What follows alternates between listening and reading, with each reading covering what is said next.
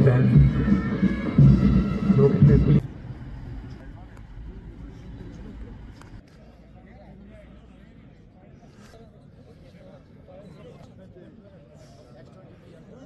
Camera का भरपूर मुजाहरा कर रहे हैं। ये जवान अपने अपनी जगहों पर सब करने के बाद जो आगे की कार्रवाई होगी उसमें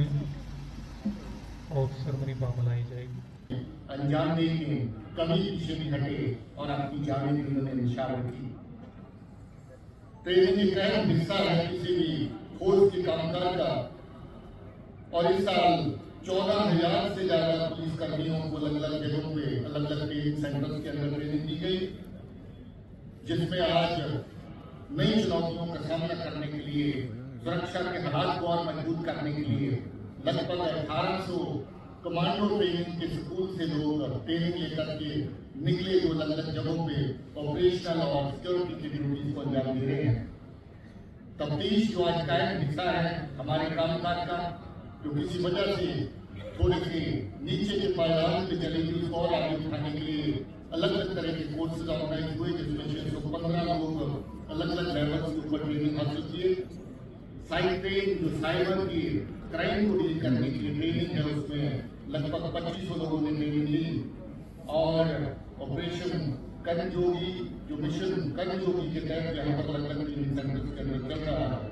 उसमें 1600 के करीब लोगों ने ट्रेनिंग हासिल की। आज जम्मू कश्मीर के हालात आप सबके सामने हैं। इसमें आप सब जवानों का जम्मू कश्मीर पुलिस के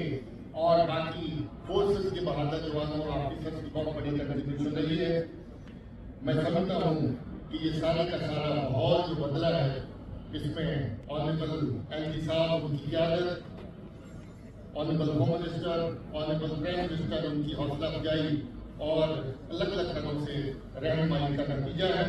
और हम उनको शुक्रिया करना चाहते हैं कि पिछले चंद वर्षों में जो हालात में बदलाव देखने को मिला है उसमें हर तरह का सहयोग रहनुमाई की तरफ से हमें फराहम हुई है। बदलते हालात को और बेहतर किया जाए, जहाँ पर अमन की बहाली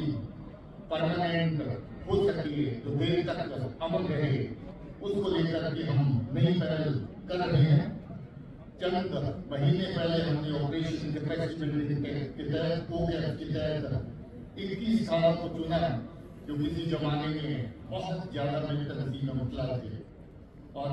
उनके साथ एडिशनल रिसोर्सेज प्रोवाइड करके उनको बाकी थानों के मुकाबले में और मजबूत किया गया। कुछ ही दिनों के बाद 22 थाने और हैं जिनको इसी तरह के बेहतरीन जो सामान है उनके साथ लैस किया जाएगा और उनको थानों के अंदर तैनात किया जाएगा जहां अभी भी मिलिटेंसी का कुछ हद तक मौजूदगी है और जिसको जड़ से खत्म करने के लिए ये उपराला जो है आगे जारी रहेगा। हम लोग अपने